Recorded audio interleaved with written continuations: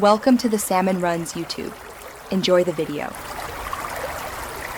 In this video, I will explain how to get medium length flow. First, commit to growing your hair for at least 8 to 12 months, as this is crucial for achieving the desired length. During this initial phase, resist the urge to trim your hair frequently. Minimal trims are best to preserve your progress. Also, establish a consistent washing routine, using a gentle shampoo and conditioner only 2 or 3 times a week to keep your scalp healthy and your hair hydrated without stripping natural oils. As your hair grows, proper care becomes even more important.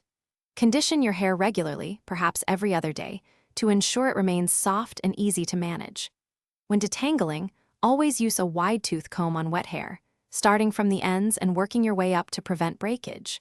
For an extra boost of hydration and to control frizz, incorporate a leave-in conditioner or a light hair oil into your routine, applying a small amount to the mid-lengths and ends.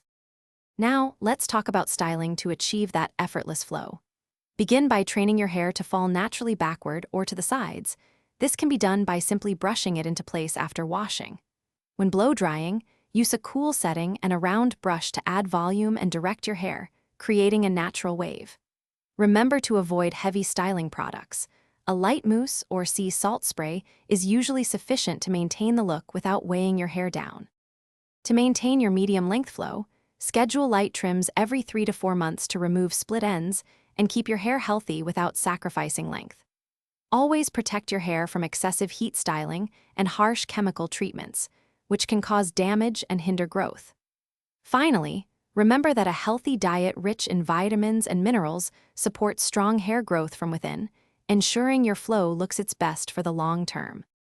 Thanks for watching. Consider subscribing if we helped you.